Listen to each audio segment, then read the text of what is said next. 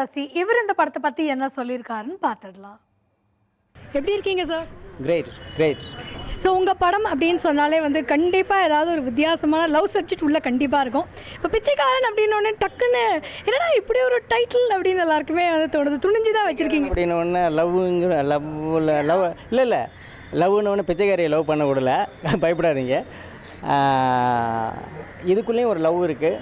ஒரு ஒரு ஒரு என்ன சொல்ல, தேவையான இடத்துல ஒரு ஆக்ஷன் மிக்ஸ் பண்ணியிருக்கேன். மற்றபடி ஒரு மனிதனுடைய ஒரு பணக்காரன் ஒருத்தனுடைய லைஃப் ஸ்டைல் தான் இது, லைஃப் தான் இது, ஒரு பீஸ், அவனுடைய வாழ்க்கையில் ஒரு பகுதி தான் இந்த படம். இது எப்படி ட்ரெய்லரை பார்க்கும்போதே ஃபஸ்ட்டு வந்து பார்த்தீங்கன்னா விஜய் ஆண்டனி பிச்சை எடுத்துகிட்டு இருக்காரு, திடீர்னு ஒரு பிஸ்னஸ் மேனாக காட்டுறீங்க, எப்படி அந்த டிரான்ஸ்ஃபர்மேஷன்? இல்லை, இதுதான் நான் சொல்லிட்டேன். ஒரு பெரிய பணக்காரன் ஒருத்தன் ஒரு குறிப்பிட்ட டைமுக்கு வந்து பிச்சைக்காரனாக இருக்க வேண்டிய சூழ்நிலை. அப்போ அவனோட லைஃப் எப்படி இருந்தது, அது என்ன தெரிஞ்சுக்கிட்டான், அவனோட லைஃப் ஸ்டைல் அப்போ ஒரு பணக்காரனுடைய வாழ்க்கை வந்து பிச்சைக்காரனாக மாறும்போது எப்படி அவன் என்ன ஃபீல் பண்ணுறான் அப்படிங்கிறது தான் அப்புறம். ஜென்ரலாகவே பார்த்தீங்கன்னா ஹீரோஸ் எல்லாருமே பார்த்தீங்கன்னா நான் தன்னை வந்து கொஞ்சம் ஸ்டைலாக காமிச்சிக்கணும், அட்லீஸ்ட் ஒரு பாட்டிலையாவது காமிச்சிக்கணும்னு நினைப்பாங்க.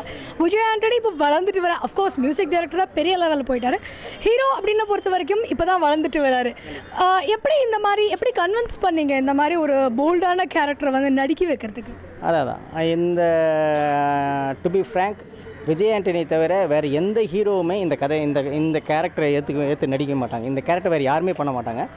நான் வந்து ஒரு கெஸ்ஸிங்கில் தான் போய் சொல்லி பார்ப்போம், ஒத்து வந்தால் பண்ணுவோம் அப்படிங்க. ஆனால் அது நான் நினச்சதுக்கு மாறாக வந்து 100% அப்படியே நான் என்ன கதை சொன்னோன்னா அப்படியே அக்செப்ட் பண்ணிட்டேன். ஒரு சீன் கூட மாற்றல, ரொம்ப அழகாக பண்ணியிருக்கேன், இதுவே போதும் அப்படின்ட்டாரு.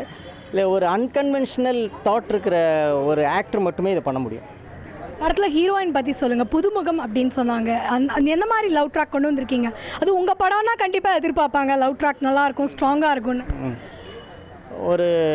இந்த பொண்ணு வந்து ரோட்டில் குடியாரம் படுத்து கிடந்தால் கூட அது டக்குன்னு எல்லாருமே கிராஸ் பண்ணி போயிடுறாங்க. இந்த பொண்ணால் அது போக முடியல. பக்கத்தில் கிடக்கிற புக்கு, பென்சில் இதெல்லாம் பார்த்துட்டு ஏதோ ஒரு குழந்தை வந்து இந்த அப்பாவுக்காக வெயிட் பண்ணிகிட்ருக்கோன்னு சொல்லிவிட்டு அதெல்லாம் எடுத்து போட்டு பக்கத்தில் வச்சுட்டு போகக்கூடிய பொண்ணு இந்த பொண்ணு.